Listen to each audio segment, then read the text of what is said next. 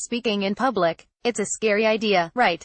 My point today is that everyone has the potential to become a bulletproof speaker, if you choose a particular mindset.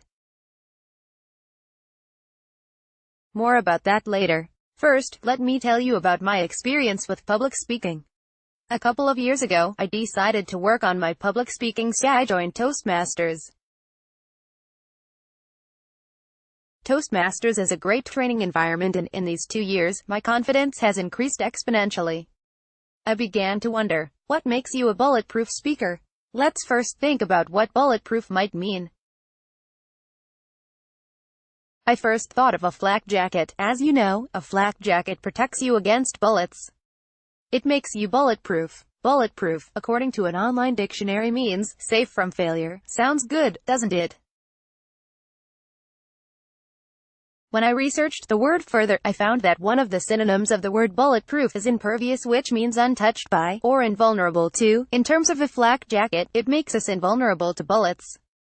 But what if we want to become a bulletproof speaker? Do we have to become impervious? For many people, dipping their toe into public speaking, trying to be impervious, seems a safe option.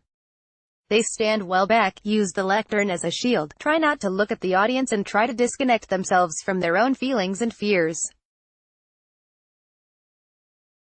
However, if we are impervious, we cut ourselves off from the audience, and no inspiration or encouragement can pass from the audience to us as speakers.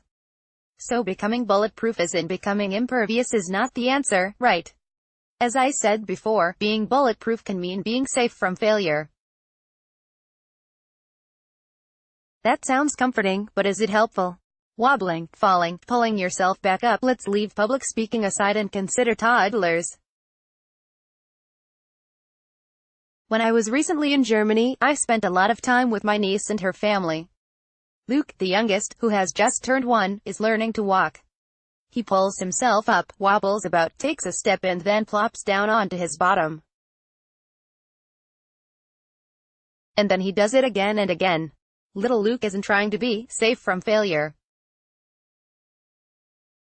He just wants to learn how to walk, no matter how often he falls down. This is the mindset we need to adopt if we want to become truly bulletproof speakers. Do you have a growth mindset or a fixed mindset? If you have a growth mindset, you see yourself as work in progress, whereas if you have a fixed mindset, you believe that your capacities are fixed. With a growth mindset, you can see so-called failures as opportunities to learn and grow, like a toddler does. A fixed mindset, on the other hand, prevents us from developing. A few years ago, a friend of mine pointed out that I tended to call myself a technical moron, especially when faced with technical problems on the net. She said, "Why don't you stop saying that and see what happens?" After a while, I noticed that I'm actually good at learning how to use new software, and this ability has now turned into one of the strengths of my online work. I turned my fixed mindset into a growth mindset. It's the same with learning to speak in public. When you see yourself as work in progress and embrace your limitless potential, you are on the path to becoming a bulletproof speaker. But what makes us bulletproof as a speaker? I'll say more about that in a moment. But first, let's take a look at the practical applications of having a growth mindset.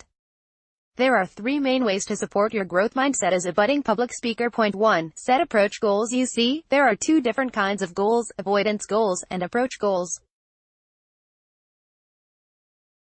Avoidance goals are things like, I want to avoid using notes, or I want to stop feeling anxious while I'm talking. Approach goals, on the other hand, are things like, I want to communicate my 3 points clearly, or I want to enjoy speaking. As you can imagine, approach goals are more useful than avoidance goals. And they are in line with a growth mindset. Point 2.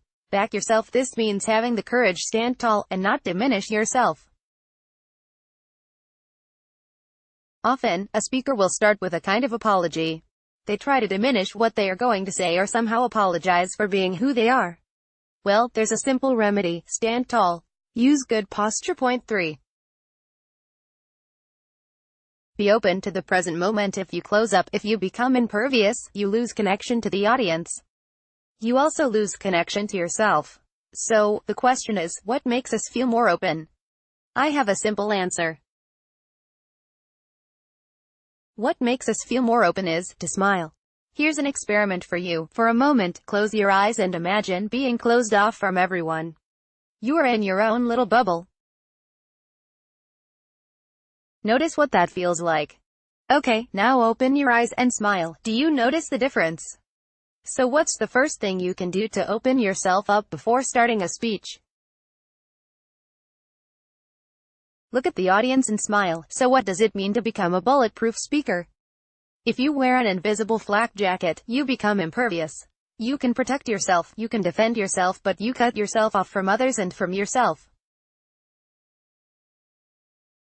You wouldn't feel alone, right? You wouldn't have anything or anyone to defend.